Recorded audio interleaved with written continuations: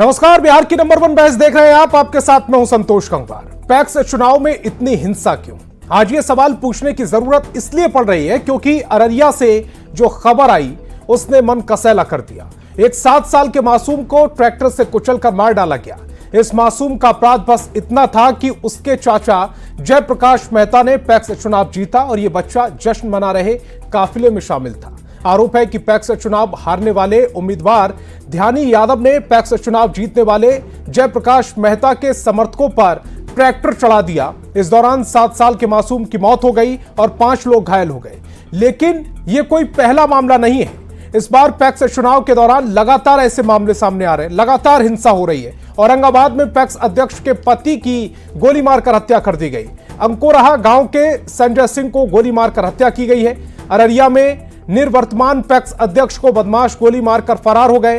बरबट्टा पंचायत के पैक्स अध्यक्ष संतोष मंडल को अपराधियों ने गोली मारी। नालंदा में पैक्स अध्यक्ष का चुनाव जीतने के कुछ देर बाद ही उम्मीदवार को बदमाशों ने गोली मार दी। मैघी नगमा पैक्स के नवनिर्वाचित अध्यक्ष शिवचरण विजय को बदमाशों ने गोली मार दी। बड़ा सवाल है कि पैक्स चुनाव में इतनी हिंसा क्यों हो रही है। डिबेट की शुरुआत करें उससे पहले मेहमानों से आपका परिचय करा देते। सत्ता पक्ष से हमारे साथ जेडीयू प्रवक्ता नवल शर्मा और बीजेपी प्रवक्ता असित नाथ तिवारी जुड़ रहे हैं, तो विपक्ष से आरजेडी प्रवक्ता चितरंजन गगन और कांग्रेस के मुख्य प्रवक्ता राजेश राठौड़ जी जुड़ रहे हैं। डिबेट की शुरुआत सत्ता पक्ष से। नवल जी, प्राथमिक कृषि साख सहयोग समिति यानी पैक्स चुनाव आम लोगों को सुविधा मुहैया कराने के लिए होता है और देखा जा रहा है कि चुनाव जीतते ही हिंसा हो जा रही है। जिम्मेदार कौन है? जी, आपने जन सरोकार से जुड़े मुद्दे को उठाया, इसके लिए आप धन्यवाद के पात्र हैं। लेकिन मैं आपको बता दूं कि पैक्स के चुनाव के दरमियान जहां भी छिटपुट घटनाएं हुई हैं उन सारे घटनाओं पर मैंने अपडेट लिया है और अद्यतन जानकारी से मैं लैस हूं। यह कहीं से भी कानून व्यवस्था से जुड़ा मसला या पुलिस की कोताही से जुड़ा मसला नहीं है। देखिए, स्थानीय स्तर पर जो चुनाव होते हैं वो चुनाव के दौरान और चुनाव परिणाम के बाद हारे हुए और जीते हुए प्रत्याशियों के भीतर जो ईर्ष्या, द्वेष, जलन इत्यादि जो मानवीय दुष्प्रवृत्तियां होती हैं, यह उन्हीं का नतीजा होता है। आपने अररिया की घटना का जिक्र किया। मेरी अररिया के एसपी से बात हुई। जो आरोपी था मनीष मेहता और ओम प्रकाश मेहता, इन लोगों की तुरंत गिरफ्तारी हुई और इन्हें जेल भेजा गया। मैंने बिहार शरीफ की घटना पर भी अपडेट लिया। बिहार शरीफ में जीते हुए प्रत्याशी शिवचरण पर गोली चलाई गई और जिस व्यक्ति ने गोली चलाई, विजय मुखिया, उसे तुरंत जेल भेज दिया गया। मैंने भोजपुर के तरारी प्रखंड के इमादपुर पंचायत की भी जानकारी दी। वहां फर्जी वोटिंग का प्रयास किया जा रहा था। मतदान कर्मियों ने रोका, इसको लेकर वहां बवाल की स्थिति पैदा हो गई। इसी प्रकार से और भी कई जगह, सहरसा की आपने बात की, सहरसा में भी इसी तरह की बात सामने आई जहां आरजेडी के माइनॉरिटी सेल का जिला अध्यक्ष संतोष जी, सहरसा में जो अव्यवस्था फैली वहां मुख्य आरोपी है आरजेडी के माइनॉरिटी सेल का जिला अध्यक्ष तंजीम अहमद। तो तंजीम अहमद को गिरफ्तार कर 9 लोगों के साथ गिरफ्तार कर उसे जेल भेज दिया गया। वो कर क्या रहा था? वो एक फर्जी महिला सफीक को लेकर फर्जी वोटिंग करवाने का प्रयास कर रहा था, जिसका मतदान कर्मियों ने विरोध किया। लेकिन अब वो चूंकि व्यक्ति आरजेडी के कल्चर का है, आपको याद होगा संतोष जी कि बिहार में लालू जी के जमाने में यही बिहार था जो बूथ कैप्चरिंग और चुनावी हिंसा के लिए पूरे देश में कुख्यात था, नंबर 1 पर आता था। अब बिहार में सुशासन की सरकार है, तो इस तरह की जो भी घटनाएं हो रही है पुलिस उसका त्वरित समाधान कर रही है। अपराधियों के पीछे पुलिस लगी हुई है। जहां इक्का दुक्का लोग फरार हैं उनकी कुर्की जब्ती की कार्रवाई भी चल रही है, वारंट की तैयारी चल रही है। ठीक है, बीजेपी प्रवक्ता का भी रुख कर लेते हैं। असित नाथ जी, पंचायत चुनाव हो या पैक्स चुनाव हो, इन चुनावों में जो अपराधी हैं वो ज्यादा एक्टिव हो जाते हैं या फिर चूंकि ये जो लोकल चुनाव है, सबसे निचली बॉडी का चुनाव है, इसलिए यहां पर जो कहना चाहिए कि दुश्मनी हो जाती है वो थोड़ा सा निजी भी हो जाती है और इसके चलते ये चुनाव रक्त रंजित हो जाते हैं?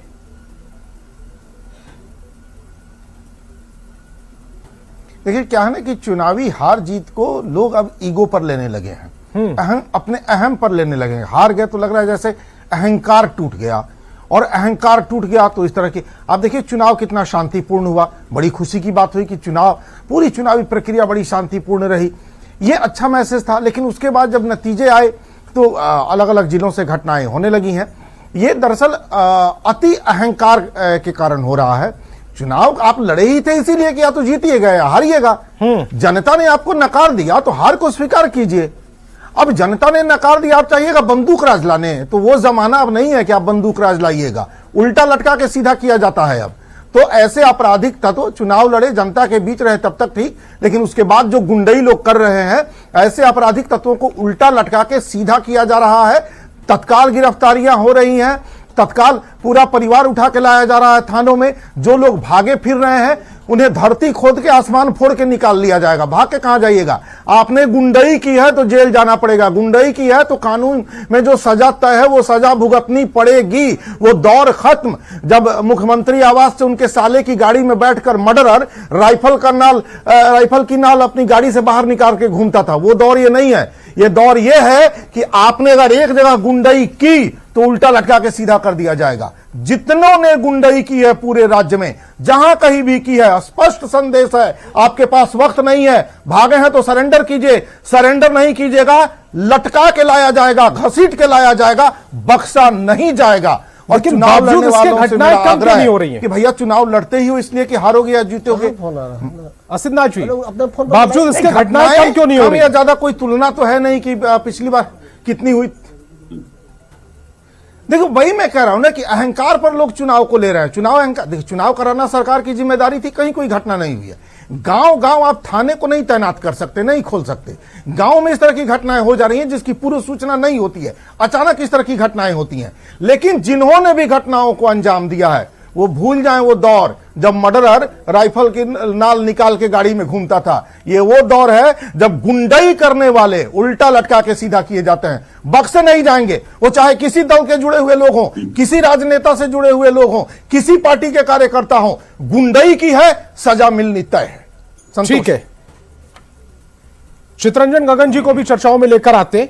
क्या चुनाव की हार जीत को लोग अब अहम पर ले रहे हैं? इसी वजह से ये घटनाएं हो रही हैं, जो रक्त रंजित हो रहा है बिहार, जगह जगह पैक्स चुनाव में हिंसा हो रही है। क्या यही वजह है या इसके पीछे की वजह आरजेडी कुछ और देख रही है? संतोष जी, अभी जनता दल और भाजपा के साथी का भाषण सुना, भाषण ही कहेंगे, तो इन लोगों का आदत है झूठ बोलना, सच्चाई से भागना। देखिए अभी बिहार में गुंडों का राज स्थापित हो गया है और यह पूर्ण रूप से विशुद्ध रूप से राज्य सरकार की विफलता है। लॉ एंड ऑर्डर नाम की कोई चीज नहीं है, कहीं किसी को कोई भय नहीं है। ये लोग जो है सो आज से 20 साल से आप राज कर रहे हैं महाराज, अभी भी जो है सो 20 साल पहले की बात, वो भी बिल्कुल झूठ, बिल्कुल झूठ।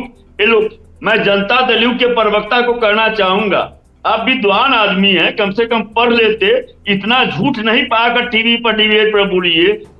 राजद शासन काल में पहला चुनाव 1995 में विधानसभा का चुनाव हुआ और उसमें टीएन शेषन थे मुख्य चुनाव आयुक्त और उनकी ईमानदारी ने उसमें बैलेट पेपर से चुनाव हुआ। एक भी हिंसा की घटना नहीं हुई। और राजद शासन काल में एक भी चुनाव में आप उदाहरण देकर बता दीजिए कि एक भी जो सो कहीं हिंसा की घटना हुई हो। केवल आकर टीवी पर झूठ साथ बोल दीजिएगा, भाषण पर झूठ बोलते रहिएगा। आंकड़ा कोई है आपके पास में? कोई प्रमाण है? झूठ बोल रहे हैं आप। ये देखिए संतोष जी, इसमें 2-3 कारण है। पहला तो यह कंप्लीटली बिहार सरकार का फेलियर है। लॉ एंड ऑर्डर नाम की कोई चीज नहीं है। केवल यह चुनाव ही नहीं, ऐसे भी आए दिन आप देखिए जहां जिसकी मर्जी होती है उसकी हत्या हो जाती है, घर में घुसकर मार दिया जाता है, महिलाओं के साथ रेप किया जाता है, कोई भय नहीं है। पहली बात। दूसरी बात देखिए, जो पैक्स चुनाव में जो गड़बड़ियां हुई है, जब महागठबंधन की सरकार थी उस समय यह निर्णय हुआ था, पैक्स जो है सो किसानों का संगठन है, किसानों के लिए एक सामुदायिक संगठन है, कोऑपरेटिव सिस्टम। अब उसमें यह निर्णय हुआ था कि जो भी किसान है सभी इसमें सदस्य बनेंगे। लेकिन जब यह महागठबंधन की सरकार बनी तो इतने बड़े पैमाने पर पैक्स के मेंबर बनाने में इतनी धांधली हुई कि सहकारिता पदाधिकारी ने प्रशासन के सह पर जो भी सत्ता समर्थित, सत्ता संरक्षित जो लोग थे, उनके समर्थन में उनके समर्थकों की फर्जी मेंबर बना दिया, और जो जनून किसान था उसको जो है पैक्स के मेंबर से हटा दिया गया। ठीक है, अब मैं जवाब ले लूं। भारी असंतोष है पूरे बिहार। यह भी बिहार सरकार का फेलियर है, या कहिए कि जो है सो जनाधार खोए हुए जो लोग हैं सत्ता में बैठे हुए, जिनका जनाधार समाप्त हो चुका है, हेरा फेरी करके, माल प्रैक्टिस करके, कहीं नोट बांट के, कहीं उलट पुलट करके। हाँ नवल जी, मैं आपके ही पास आ रहा हूँ, उसके बाद मैं कांग्रेस प्रवक्ता के पास जाऊंगा। बिहार सरकार के लिए शर्म की बात है, और शर्म की बात है जनता और भाजपा के साथियों का, कि जिस ढंग से आकर जो है सो झूठ बोलते हैं, भाषणों में झूठ बोलते हैं, बयानों में झूठ बोलते हैं, डिबेट में झूठ बोलते हैं, राजद शासन। चित्रंजन जी, आप जवाब ले लें, मुझे लग रहा है कि आपका सवाल हो गया है। घटना का उदाहरण बता दे। सारे लोग यहाँ जितने भी बैठे हुए सत्ता पक्ष के सारे लोग झूठे हैं। सत्य हरिश्चंद्र की परंपरा के एकमात्र वाहक आप ही हैं जो हमेशा सच ही बोलते हैं। चलिए, कानून व्यवस्था की विफलता किसको कहते हैं, बस 2-3 मिनट समझना दीजिएगा संतोष जी। सत्ता संरक्षित अपराध की बात कर रहे थे, शहाबुद्दीन याद है, दिन दहाड़े डीएसपी को थप्पड़ मारा कैसे शहाबुद्दीन ने, और वहां के पुलिसकर्मी जब अपमानित हुए तो, और शहाबुद्दीन की गिरफ्तारी का वारंट इशू नहीं हुआ, तो अपमानित पुलिसकर्मियों ने डीआईजी को ही सर्किट हाउस को बंधक बना लिया था। ये होता है सत्ता का संरक्षण। प्रतापपुर गोलीकांड याद है, चलिए और याद दिलाते हैं आपको। इनके जमाने में डीजी, देखिए अब ये चुप नहीं होंगे, अब ये धारा प्रमाण। चित्रंजन जी, इतना बड़ा सवाल थोड़ी होता है, मैंने आपको पूरा टाइम दिया। संतोष जी, चलिए अब बता रहे हैं इनके पुलिसिंग के बारे में, इनके कानून व्यवस्था के बारे में। डीजीपी थे आर प्रसाद हाई कोर्ट में कलपते हुए बोले थे कि हम तो द्रौपदी के चीर हरण समारोह में बैठे हुए योद्धा हैं, हम जमीनों पर अवैध कब्जे को नहीं रोक सकते हैं। इनके चीफ सेक्रेटरी थे एसएन विश्वास ने हाई कोर्ट में एफिडेविट फाइल कर तत्कालीन मुख्यमंत्री राबड़ी देवी को ही कटघरे में खड़ा कर दिया था। इनके डीजीपी थे डीपी ओझा, जैसे ही शहाबुद्दीन पर हाथ डाले डीपी ओझा का ट्रांसफर कर दिया गया। तो ये बात कर रहे हैं। चलिए एक बात और बता दिया आपको चित्रंजन जी, सुन लीजिए थोड़ा, बौखलाइए मत। अरे आपका इतिहास इतना काला और रक्त रंजित इतिहास है। ये लोग चुनाव जीतने के लिए माओवादियों से साठगांठ करते थे, नक्सलियों से साठगांठ कर राजद वाले लोग चुनाव में उनका इस्तेमाल करते थे और चुनाव जीतते थे। ये इनका इतिहास है। यही बिहार है जहां माओवादियों की जन अदालत लगा करती थी और आरजेडी के बड़े बड़े नेताओं की माओवादियों के साथ साथ। ठीक है नवल जी, आरजेडी के इतिहास पर बात हम नहीं कर रहे, हम पैक्स चुनाव पर बात कर रहे थे। प्लीज हम टॉपिक पे आते ना। संतोष जी 1 मिनट पे और लूंगा, 1 मिनट पे आप लूंगा। चित्रंजन गगन जी को आईना दिखा रहा हूँ। चित्रंजन जी देखिए बिहार की पुलिसिंग को, जिस बिहार की पुलिस पर आप सवाल खड़ा कर रहे हैं, आपके जमाने की पुलिस हमको याद है। खैनी ठोकते हुए, ऊँगते हुए, खटारा महिंद्रा जी, खेलको जी, जर्जर थाना भवन, यही आपका पुलिस था। जाकर देखिए आज के थाना भवनों को, पुलिस को देखिए। डायल सेवा 112 कितनी बड़ी पुलिसिंग की क्रांति है। आपके नेता सोचत है, इतनी दूर तक सोच थी आपकी। और ये जंगल राज के प्रवक्ता नीतीश कुमार जी के सुशासन का क्राइम बुलेटिन जारी कर रहे हैं। अब हो गई भाई, ये तो ठीक है। चल, कांग्रेस प्रवक्ता को भी लेकर आते हैं, राजेश जी भी हमारे साथ बने हुए हैं, राजेश जी को भी डिबेट में लेकर आते हैं। राजेश जी, क्या जो पैक्स चुनाव में हिंसा हो रही है, इसको ये मान लिया जाए कि वो निजी दुश्मनी की वजह से हिंसा हो रही है, या फिर इसमें लॉ एंड ऑर्डर पर जो सवाल उठाया जा रहा है आरजेडी की तरफ से, वो भी एक एंगल हो सकता है?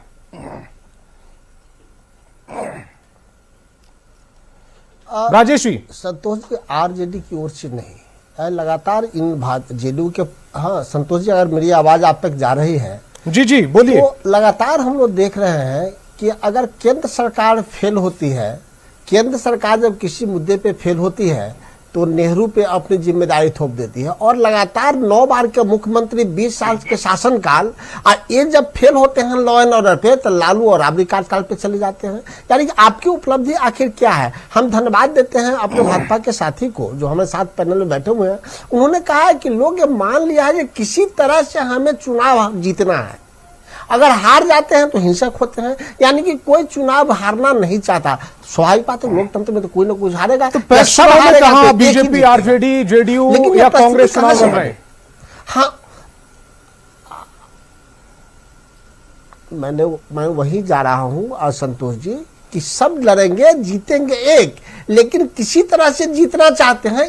ये सीखा कहां से? हिंसक जनता नहीं, हिंसक सरकार होगी। मैं इसलिए कह रहा हूं थोड़ा धैर्य से सुनेंगे।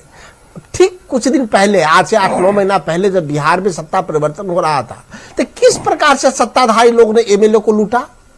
बट से, बूट से, पैसे से। अगर वोट नहीं दिया तो उसके पति को जेल भेजा, उसके बेटे को जेल भेजा। ये सरकार ने जनता को हिंसक बनाने को मजबूर किया है। पहले तो सरकार गांधीवादी हो, अगर याद नहीं तो मैं नाम भी ले लूंगा कि किस किस एमएलए को जबरन उठा के लाया गया, किस एमएलए को अंदर से इधर से उधर बैठाया गया। आज भी कई आरजेडी के सदस्य हैं जो जेडीयू में काम कर रहे हैं, उस पर कोई कार्रवाई नहीं होती है। तो सत्ता में बने रहने का जो नीतीश कुमार का हिंसक चाल है, वो जनता को भी प्रभावित करता है। इसलिए मैं मानता हूं कि नीतीश कुमार कई तरह के आरोप थे और वो जेडीयू में चले गए, तो उन पर ये कह रहे हैं आप, यानी कि आरजेडी में वो जब थे तो उन पर कई तरह के आरोप चल रहे थे। नहीं, ये देखिए, नहीं संतोष जी, अपने स्वेच्छा से लोग दल बदल करे चलता है, हम उस पर नहीं जा रहे हैं। लेकिन जिस प्रकार से हिंसा का इस्तेमाल किया गया, जिस प्रकार से सरकारी तंत्र का दुरुपयोग किया गया, जिस प्रकार से पैसे का दुरुपयोग किया गया और जबरन एमएलए को अपने पास बैठाया गया, और जो जेडीयू के एमएलए इधर से उधर किया, उनके पति और बेटा को जेल भेज दिया गया, ये हिंसा कहलाता है, ये राजनीतिक और नैतिकता नहीं कहलाता है। इसलिए मैं कहता हूं कि 20 साल के कार्यकाल में नीतीश कुमार ने बिहार के लोगों को हिंसक बना दिया। जवाब ले लेते हैं असितनाथ जी, पैक्स में सुशासन कंप्लीट चुनाव के दौरान शासन का राज है, शासन राज कर रहा है, सिर्फ लूट रहा है बिहार को। 20 साल से सत्ता में बैठ के नीतीश कुमार बिहार को लुटवा रहे हैं, बिहार को बर्बाद कर रहे हैं, छात्रों के भविष्य के साथ खेल रहे हैं, किसानों के भविष्य के साथ खेल रहे हैं। सबसे बड़ा लुटेरा बिहार में नीतीश सरकार। पानी पी लीजिए, भाजपा आपको पानी के लिए भी पूछ रहे, देश की जनता तो वो भी नहीं। संतोष जी, दोनों का जवाब दूंगा मैं। चितरंजन गगन जी का भी, उम्रदराज आदमी हो गए, उन्होंने गुंडा राज कहा। उम्रदराज आदमी की एक समस्या होती है कि धीरे धीरे याददाश्त चली जाती है, हालांकि हम इनके स्वस्थ रहने की कामना करते हैं।